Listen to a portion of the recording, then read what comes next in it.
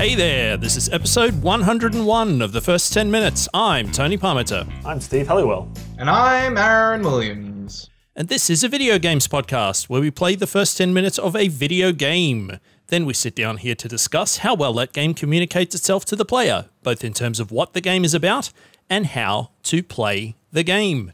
And in response to our latest listener poll, which you can find at the first 10 minutes on Twitter, you, the listeners, voted for us to play Getting Over It with Bennett Foddy. Steve, you drew the short straw, as it were. How did it go? Indeed, I did. I mean, it went quite well. So, alrighty. Getting Over It with Bennett Foddy. Wikipedia will tell us about it. It's commonly shortened to Getting Over It. It is a platformer video game developed by co-op creator Bennett Foddy. I know co-op. Yeah. It was released as part of an October 2017 Humble Monthly.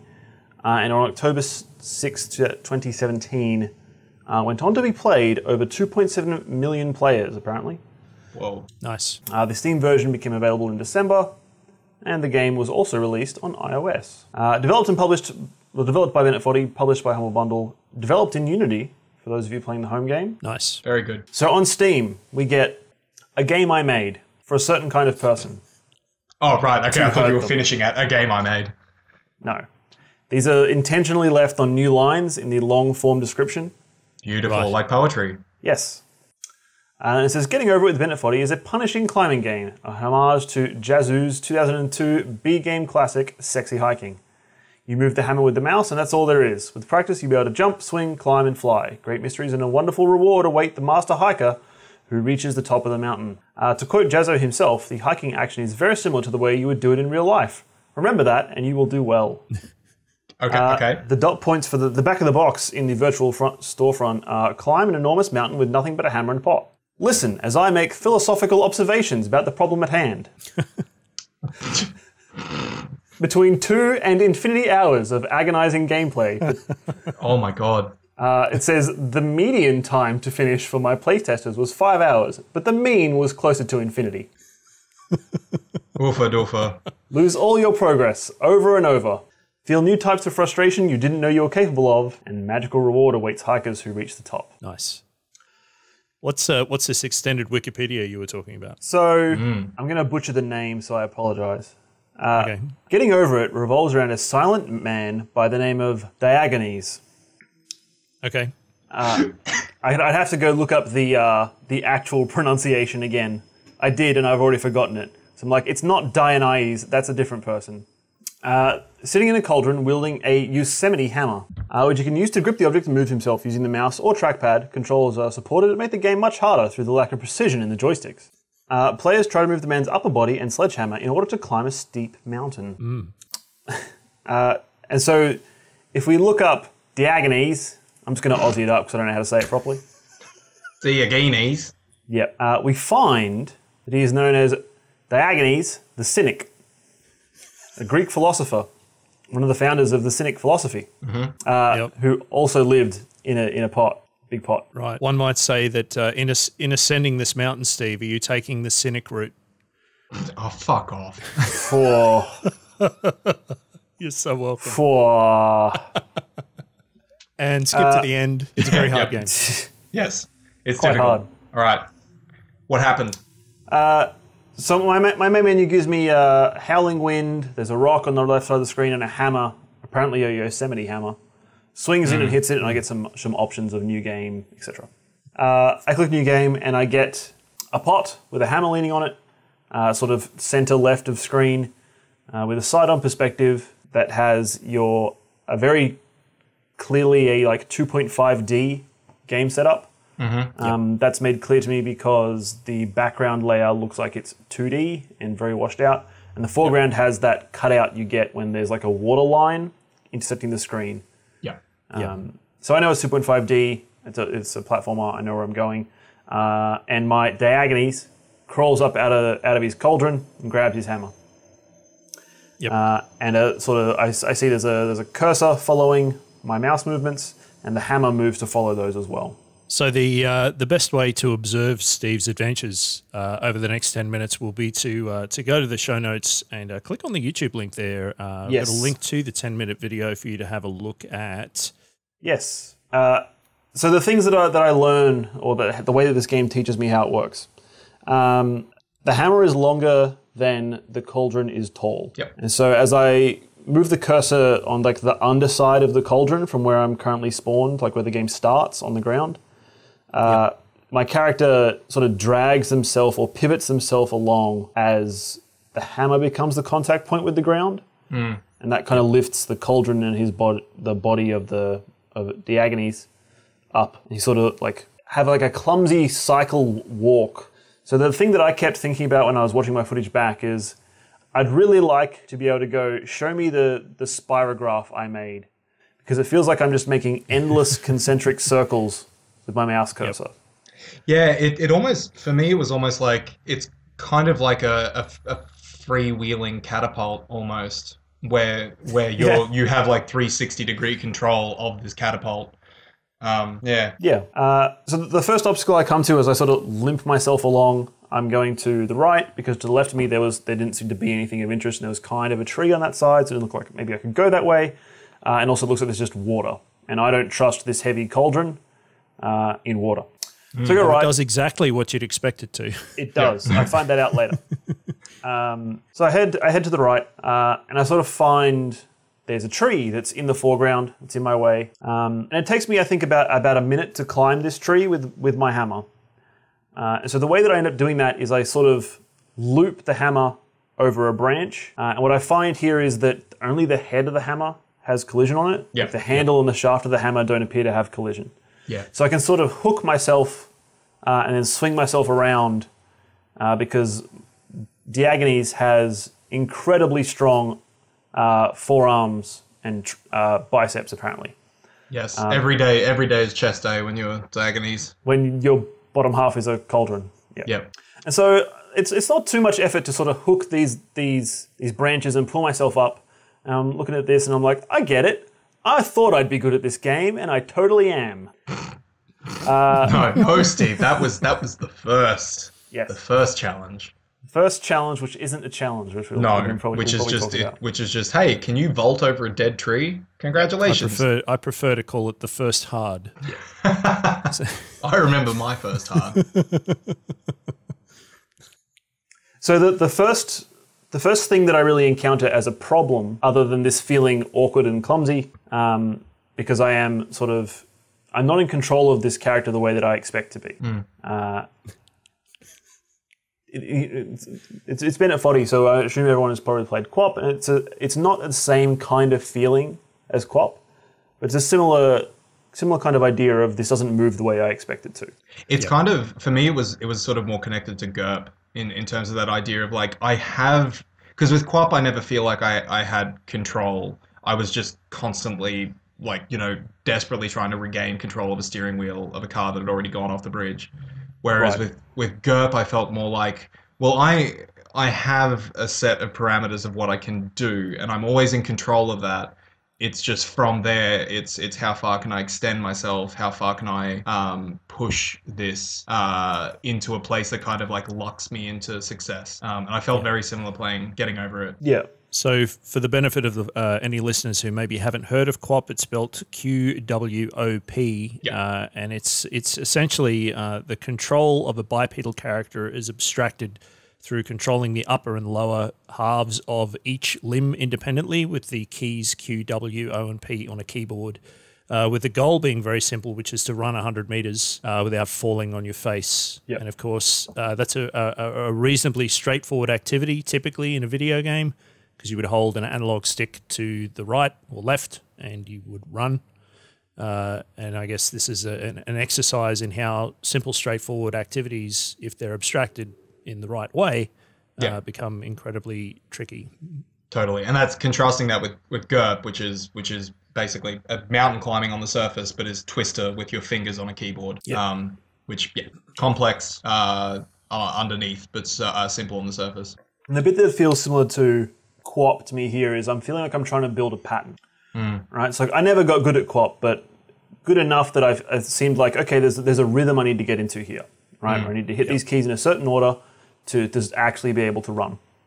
And I feel there's a similar thing that I'm doing here is I'm trying to figure out what is the the distance that I move the cursor, how big is this circle or this arc that I'm making to continue moving. That's what I'm feel like I'm trying to fine tune. Can I just jump in there for a moment? Yeah. So I think this is a point worth pointing out early on, is that even though there's this abstraction, and in the case of getting over it, there's this absurdity to how it's abstracted. It's crystal clear to you what you have to do in order to progress and how you have to do it in order to progress. But I'm imagining that the the challenge comes from successfully executing the maneuvers that you know you have to do in the right context. Yeah, that's certainly what I found in 10 minutes. And the top of this tree is the first time that the game, I felt, told me there are discrete, I'm trying not to, whatever, who cares? There are discrete level geometry and like level grammar terms that you are going to learn that will change the way in which you use the hammer. Yes. And the top of that tree is the first one that I feel like I encounter, because it looks like it's been constructed such that I can't just reach up, hook onto it, and then pull myself when the hammer can't retract. Right? So up until that point, I can kind of just go, well, I'll put the head of the hammer over the branch, and then I'll just pull myself up by the hammer by holding on. This time I kind of can't reach it. It kind of doesn't work. And so I have to learn that I need to either push off the ground with the hammer, like I can use it like a spring, or if I can kind of fling myself, right? So I don't have to land flat. I can keep my momentum as I'm going and continue pulling myself along as I go in the air. In the interest of clarity, Steve, are you clicking a mouse button at any point, or are you purely moving the mouse? No. See, that's the other part that we'll get to, is you don't have a choice whether the hammer is following the cursor. Right. The hammerhead will always try to follow the cursor, and your control there is abstracted. So like you can see an outline on the screen of where the cursor is. But the character is trying to behave like a physical object. It can't extend further than it can extend. It will reach for that point if you put it too far away, but if it's gravity will pull it down, right? It obeys the laws of IK constraints. Yes, it looks like a big IK chain. Yeah, and the same goes for trying to, like, you can't bring that cursor. It's like essentially the dead center of the object either, because even if you do that, the hammer can't move there. So you always have some width to yourself. You can't be tiny. So it's quite curious in watching your videos, Steve, the way that the character is moving relative to how I observe your mouse cursor makes perfect sense. Yes. But you're saying that to manipulate it doesn't feel like it makes sense? It's not that it doesn't make sense. It's that it feels detached, right? Because it is. But there's this layer, this difference between, I feel like I am the whims of the universe trying to get Diogenes to move the hammer where he should so that he can climb this mountain. I don't feel necessarily like I am Diogenes at this point, at least, for me. Right, okay. So because if I'm going to throw a pipe bomb in here for a moment. Yeah. If you are standing in the backyard and somebody throws a tennis ball to you, you don't consciously decide all of the individual muscles and bits and pieces of how you move your arms. You focus on the target, which is the ball, and your body, air quotes, naturally reaches for the target point. How is this game different from that, in that you have a target point and the character is naturally doing their best to reach that target point? In that it feels like, okay, I'll try and extend your metaphor. Yep. It feels like that's happening, but I'm a 3-year-old. Okay. Right? So I'm a 3-year-old in the backyard, and someone's throwing a tennis ball to me, and I see it, and I look at it, and the hand doesn't do what it needs to, and it hits me flat in the face, and I fall over. Yeah. Okay. It's like it takes just a little bit too long for you to realize, oh, my arm should be raised now. Yeah. So you can visualize the scene. You can see that the 3-year-old knows what it's meant to do. It's watching the ball, but it just doesn't come together. Yeah. Yep. And so it's like, is it sort of that thing of like, now you're trying to, like, you're struggling to get ahead of yourself quick enough to actually nail the desired action? Yeah. So it's the thing that I noticed early on, probably about halfway through my 10 minutes, maybe a little bit earlier, but I noticed that I needed to start accounting for the time it will take the character to move their arm to that position. Yeah. Yeah. And that what I was trying to do was to move the mouse faster.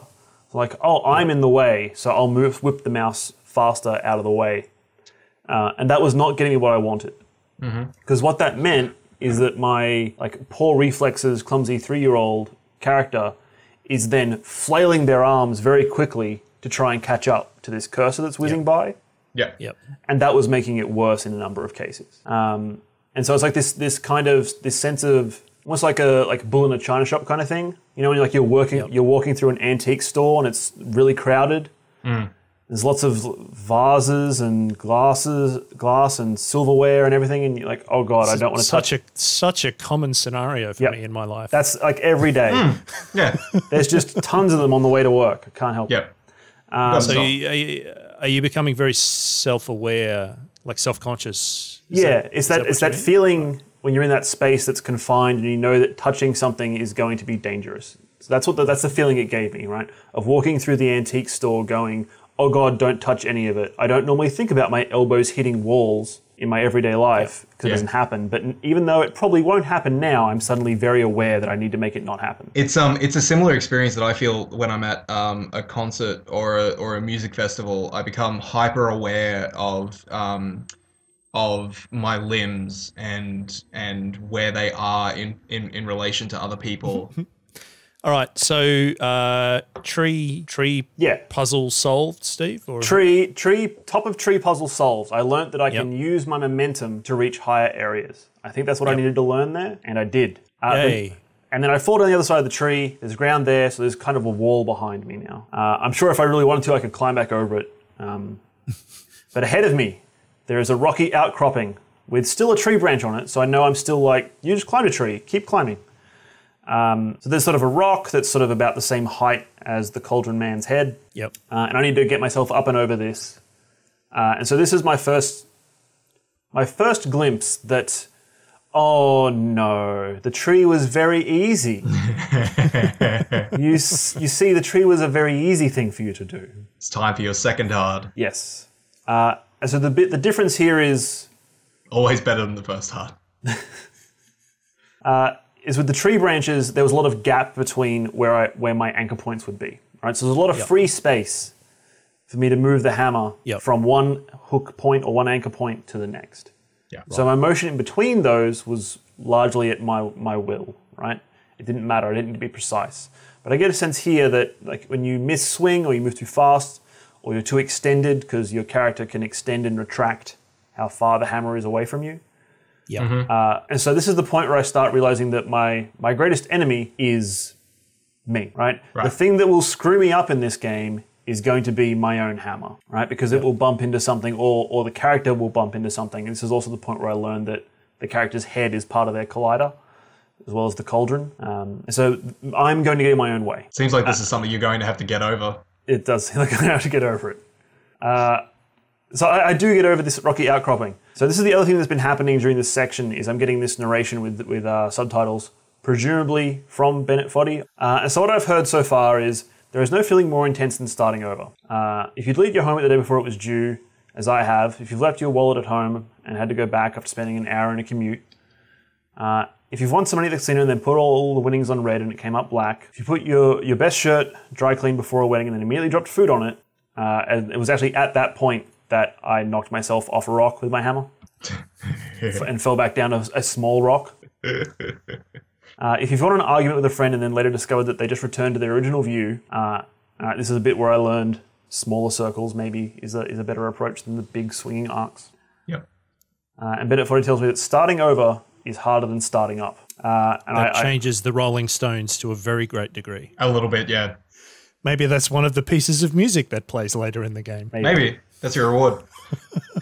And a thing that I found, I think, unusual about this setup, which isn't the typical setup, is it feels like I'm playing the game with developer commentary turned on. Right, okay. It feels like I've got a movie I haven't seen before, and I've just gone straight to the like special features. Yeah. That's interesting because my response to this was, oh, this is a cousin of the beginner's guide. Yeah, it does have that feeling too. Well, that's Yeah. and that's the sort of thing that jumped out to me when I read the tagline for the game, that it was for a very specific person or something like that. Yeah. That to me was screaming beginner's guide type of stuff, where I was like, oh, okay, so this is going to be some sort of relaxing, audio essay into someone's creative process, or the way in which they view obstacles and overcoming them and that sort of stuff. I think some of that is in there, but Yeah, it is. Like that's what's amazing. Is perhaps where the director's commentary analogy falls down a little bit, Steve, is that this commentary feels like part of the experience. totally.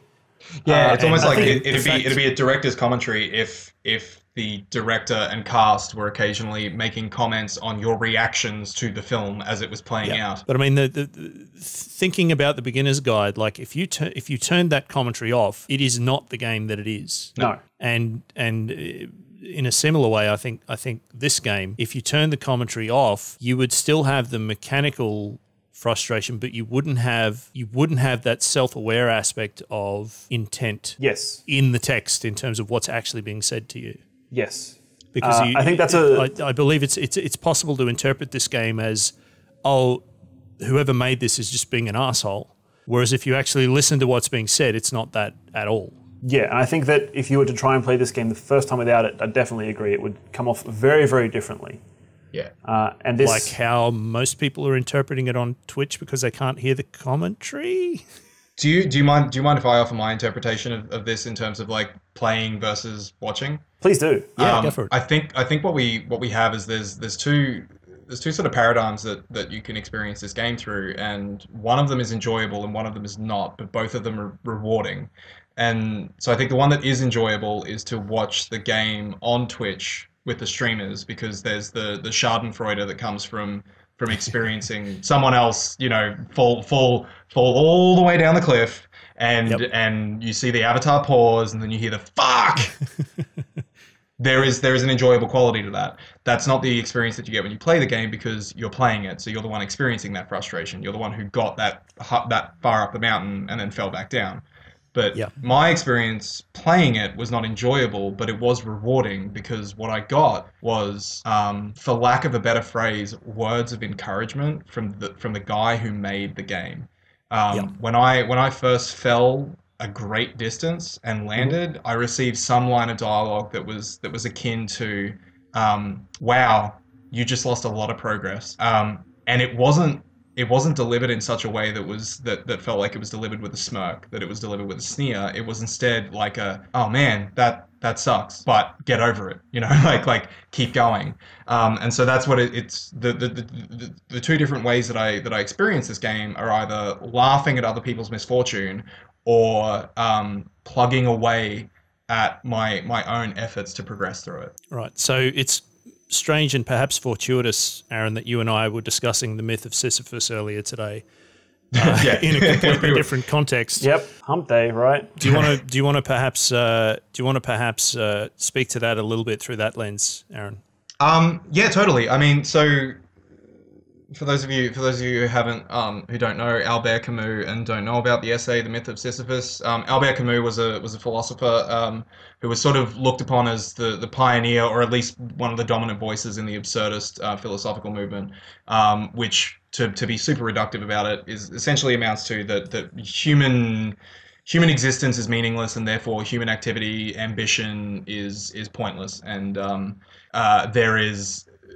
But no matter what, we're going to continue to struggle. We're going to continue to push. We're going to continue to try, because that in and of itself is a reward. Valuable. And so Camus uses Sisyphus, the figure in ancient Greek history, ancient Greek mythology, to color that. Essentially, Sisyphus was punished by the gods, and his punishment was having to roll a boulder up a hill every day for the remainder of existence. And every morning when he'd wake up again, and the boulder was back at the bottom of the hill. Yep. Yeah. So it was forever Sisyphus was rolling the boulder up the hill. And where our conversation sort of hit its apex was the final few lines of the Sisyphus essay, is the idea that though it is kind of like an existential horror to look upon the idea of having to consistently roll a boulder up a hill every day for the remainder of your life, the reward of life comes from that struggle, comes from that constant daily effort to improve and to get better, to get over it, essentially. Yep. Um, And so if the struggle is the point, and if finding reward and satisfaction in that effort is the point, Steve, how did that go in the context of this video game? I mean, I certainly struggled. Yeah. And it certainly became Sisyphean. If you're watching the video while we've been talking, you already know this. The next wall that I face, I do not make it over in 10 minutes. So the next wall that I face has overhangs constantly that I can see as I approach it, and it goes off the top of the screen. This certainly seems at the point where the game is going, okay, now we play for real. You had a tree, you had a rock, and now you need to do this. And I think at the same time, it also starts being a little bit absurd because there's an oar sticking out of the wall. There's like a dog kennel. or like a beach house. A beach house is what I saw. Something. Yeah. Yeah. And then It's like further up, there's like a giant sewer pipe. Yep. Yeah. Yeah. So it's a big pile of abstracted weirdness. Yep. That's why I find the term climbing a mountain is kind of figuratively true, but not literally what this pile of things is. Yeah. It's a pile of arbitrary obstacles in a big heap. Yeah. Yep. So a video game. Yes. Some more of the dialogue that I get warns me that this game is about that struggle, and if I'm not ready for that, then that's cool. Come back another time. Actually, I really appreciated that part Yeah. of it. It's taking responsibility for how traumatic this experience could be, depending Yes. on your emotional state at the time. Yeah, I really appreciate that was there. Rather than what we might typically see in a video game, the opposite of that, of being like, come on, you can do it, what are you? Totally. Like Big generally baby, come on. with these Yeah. ultra difficult games, it's sort of like there is that smirk that comes with every failure, right? Yeah. I also like the inversion of the point that your progress will always be saved, Yes. Yes. Yeah. even if you fail. Yeah. Yeah. It's very good. It's very reassuring. Yes, it says, don't worry, I'll save your progress always, even your mistakes. So it adds to this feeling that Bennett, or the character of Bennett, as it were, for this game, Yeah. wants you to succeed, wants you to get over it. Yeah. And I think that's the bit that I think means this VO is key to your first playthrough. Is getting that sense of, this isn't a game that has been constructed to go, I bet you can't do this, and I bet you will suffer, and I will laugh and dance on your grave. Yeah. This is a game that's going, look, this is going to be tough, and you're going to be frustrated, but there is joy to be had in that frustration and overcoming it. Yeah. And the voice there that is calm, that is welcoming, it's saying, look, this is not going to be pleasant at times, and I get that, and kind of almost like, and I'm sorry, but that's what this is. Yes. Yeah. So, in excellent dramatic fashion, one of my first runs at this giant wall that I'm now at is the best that I do for the next 8 minutes. On one of my first attempts up this thing, I managed to find this magical loop where I just happened to get the timing just right. Yep. I get all the way up these multiple oars and over like a giant dog's house, or like maybe even like the changing rooms at Melbourne Beach. I'm not sure what they are. Yeah, totally. I get past a like boat, a surf I shack. get- Yeah. Yeah, I get past a sewer pipe, and then I make a silly move, and I just spring myself off the wall. I just fly through space. I can't even see the ground or the wall anymore, and then I'm just back at the bottom of the pit. I'm just back at the bottom of the pit in my cauldron. There's a little splash noise, there's a little oof noise, and I get there's a couple of lines I get as I keep falling back down this mountain. So there's sort of like layered or staggered or maybe timed triggers in the game. Yep. Sort of let me know that the game hasn't forgotten me. Yeah. And even though these aren't necessarily overly encouraging things that get said to me, like one of them is, oof, you lost a lot of progress. That's a deep frustration, a real gut punch. And another one is, oh, sorry about that. Another one says, oh no, it happened again. Keep on trying. Don't let it get to you. So some of those are quite reassuring, some less so. But the thing that I think makes them key is it's letting me know the game hasn't forgotten about me. Yeah. Yeah. Like It's not reassuring, but it is affirming. it's that letting me know that no, you're doing the right thing. Yeah. This is what I intended to have happen here, right? Yep. This isn't like a circumstance you might find in another game where you're repeating a section. Where you can sort of feel that the game has left you behind. So if you're playing like a platformer or a first-person shooter single-player level, and you're repeating the same section, you get a strong sense that the game is kind of like, come on, let's do this, let's go, we got things to do here, right? Like it's not adjusting to the fact that you're still here, you're still doing this thing again. Yeah. The thing that I think stood out to me the most about this is how different this feels to when I mess up a QTE in Uncharted or something like that. Yeah. Where the failures there feel very much a failure. Yes. It's like, that wasn't allowed to happen. Yeah. So you don't get to watch the rest of the movie now. Yeah. Until you get it right. Yeah, you can feel, we use movie terms, you can feel the director go, cut, back to places. Yeah. Could you not, Nathan, what's up? What's wrong? No, you need to make the jump. In infinite universe theory, it's like, no. This is the time stream where everything works perfectly the first time you do it. Yeah, exactly. It's like watching just the version of Nathan that made it through the 24 hours of jumping through death traps and firefights. Yeah. You're like, he is really lucky. Like, yep. Yeah. That's the luckiest person in the world. That's and here's where the truth comes out. There's actually like 15,000 Harrison Fords in the world. One might say the same thing about Gordon Freeman as well. Yes. Indeed. Yep. Whereas here, this feels and seems like it is the intended experience. Yep. Yeah. And that's very refreshing, for lack of a better word. It's atypical in most video games for me falling back down the hill being what I was meant to do. Yeah. There's another quote that I get that I thought was lovely. It says, "This thing we call failure is not the falling down, but the staying down." And then that quote is attributed to Mary Pickford. Mm. There's this thing that keeps popping out to me, which is, and I hesitate to use it as an example, but this honestly feels theological, this game. Like in terms of the role that religion has played for many people and for people in general, is sort of this idea of like this way of making sense of the inherent cruelty of life, and feeling a sensation that this is worth it and this will pay off if you persist, if you push forward, and that generally speaking there requires some individual, because we are individualist by nature, unfortunately, an individual that can act as some voice of authority to tell you that that you're okay, this is okay, here's some guidance, here's how you move forward, in a way that is built more around you coming to that answer yourself. So like it almost feels like that, like Bennett Foddy in this exists to sort of like not to show you the way, but just to reinforce that you're doing the best that you can, and that's okay. So some other things that I encountered during my failing to reattain my peak performance for the next 6 minutes. You're just nostalgic for your former glory, Steve. Yes, I know. I'm just the good old days. All you're thinking about are our younger years. Yep. So I formulated and learned a bunch of different approaches to how I'm using my hammer.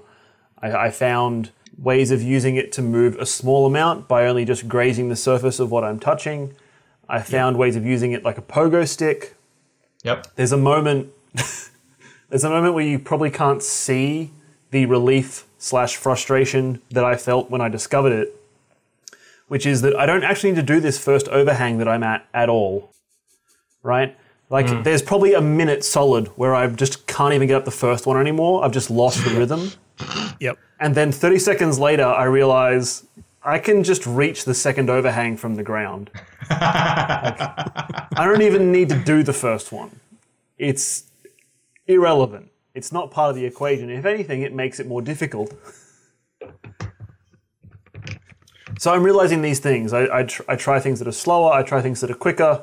This game's teaching you critical thinking. It is. I experiment with like moving my center of gravity and moving my anchor point up and down ledges. Yep. I don't get to use these to do anything good, but I will. Right. And like trying to figure out what's the point at which I'll slide. Like because I can hold the character can hold their weight on the hammer point, but is there a point at which that slides down a slope? Those sort of things, and I got to figure a lot of those things out, but I did not make any more progress. But during this time, I got some pleasant lounge music, Nice. which didn't feel sarcastic. Yeah, that was going to be my question. Did it feel like this was a hindrance to your progress or complementary to your progress, or neither? So I think there was a danger with mismatching tones of feeling like they're there to poke fun. Yeah. It didn't feel that way in the moment. I'm sure to some people it will. Sure. Depending on whether or not you appreciate lounge music in the Yeah, I guess, yeah. For me, on rewatching it and realizing it was there again, the feeling that I was getting out of my recollection was this was probably calming me down, right? Like this music is there to put me back into this contemplative mode rather than just going, forget this and moving the mouse crazily, which I did a little bit. But that music is there to go, no, this is doable. The designer is like right here. Yeah. Telling you that this is going to be tough, but that you could totally do it. And that this music is kind of reinforcing that feeling for me. Steve, I really only have one other question for you before a 10-minute check here. Yep. And it relates directly to our arbitrary 10-minute time frame. Yes. When the 10 minutes ran out and you stopped playing this game, Yep. would you have continued had you not had to stop for the purpose of recording a video? Like, had you reached your frustration limit yet, or where were you on that journey? I think I was certainly close. I think if my alarm hadn't told me that I'd played 10 minutes and I should stop, I probably would have played a few more minutes if I had made no progress and then stopped for the day. Okay. So there was a point earlier in the 10 minutes where I felt myself get frustrated to the point where I wasn't focusing the way that I needed to anymore. Yep. And that comes across watching the video as well. Yeah, I'm sure you can see that and see a point where Steve's just going, let's just see if this rhythm works and see how that goes. Yep. Instead of trying to plan the next move. I'm just like, well, if I move at this sort of motion with the mouse, where do I go? But I would have played a few more minutes, I think, before I had reached that point again, right. If I had made no further progress. Cool. So that's kind of my 10 minutes. Some other thoughts that I had, if there's anything we want to bounce around, is this game feels a lot like I'm playing an old Trials game or Dirt Bike. Sure. Right. And that's down to it's a articulating physics object that I have imprecise control over, like a lot of control, but still imprecise in some way. Yeah. I really want you to make some new Steam tags, Steve. Imprecise control. Yeah. If you watch the video, you'll see that I changed my sensitivity settings on my mouse multiple times because I kept feeling that was impacting how I was moving the cursor. I think that's kind of more in my head than it is actually in the game. Part of why I kept fiddling with it is I wanted it to feel like I wasn't trying to see where the mouse cursor indicator was and only watch what the hammer was doing. Yeah. But I feel like that was mostly due to spending more time with the game rather than the sensitivity. A thing worth noting is I've already kind of said it, but I'm still building my skill items here, which I found really interesting. Because at first blush, looking at this game, you would think like, oh, well, once you get it, you just get it. You totally don't. No. There are so many different little things I do with the hammer that change the outcome in ways that are non-obvious the first time you look at it. Then those vary wildly depending on level geometry. Yeah, and that's the thing is it gives me a sense of like this is simple now, but you've already discovered that there's 3 or 4 different ways that give you different pros and cons of how to climb this one kind of hill. Yep. And if this all wasn't here, how would you have to change your approach? Yeah. And that answer is drastically. Yeah. Another thing I think this 10 minutes gives me an insight into is the value that the game places on flukes. And so this is that's very different in my experience to most video games. So if we think about Mario Brothers, Call of Duty, XCOM, any of those things, if you barely get through a level and you're like, I'm not really sure how I did that, save. Right? Like that is behind you now and you can kind of forget about it. And possibly to your own detriment, you haven't learned what you needed to from that. Yeah. because you didn't understand it properly. Yep. Whereas this game doesn't value flukes at all, because the construction of the level means that if you fluked something, my extrapolation is that you will not be able to complete something in the future, which will knock you back down to where you need to learn that lesson. Yeah. You can't fully overcome it until you actually understand it. Yeah, it's like it's this beautiful thing of no. If you get through this, you actually got through it. Yeah. Which or I over only, it, as it were. Over it, yeah. I love how much you're working around using the title of the game. It's very literally there in the title because it's what you're supposed to do. It's called No Flukes Allowed with Bennett Foddy. Getting through it, getting around it, working through it, sorting it out, finding acceptance in it, processing things. Yeah, I think that those are all the points that I had. We can move to a 10 minute if we want to. We have one more point. Yeah? Bruce Springsteen has a point. And actually, believe it or not, this particular little ditty was co-written with Bennett Foddy. Weird. So, all right, cool. Well, my name is Bennett Foddy, and frustration is my jam. I ain't cruel, man, ain't no monster. I just want you to give a damn. Nice. Hey. Thank you. It's good to be back. Just a small insight into my brain there, Steve. When you were talking about flukes, I spent about the first 30 seconds thinking of whales. And I was very confused. So it's my inner zoologist. Anyway, 10-minute check, Steve. All right, so does the game tell me how to play? It has the benefit of having non-complicated controls, but a complicated method of play. So in terms of it telling me how to play, as soon as I start moving the mouse, I get the sense of how I interact with the video game and the response that it gives me. Over the 10 minutes, I've started to be exposed to like the nuance that's there that is non-obvious at first, but presents itself, especially once I hit this third wall that I failed to get over. That it's about the fine touch in a way that a lot of video games maybe aren't. And what I will do, well, I went from a tree to a rock to a giant cliff with a house sticking out of it and a pipe. So I'm imagining that these things continue to escalate out of control as I climb ever upwards and continue risking more and more setbacks. To which I will be punished for all of my flukes along the way.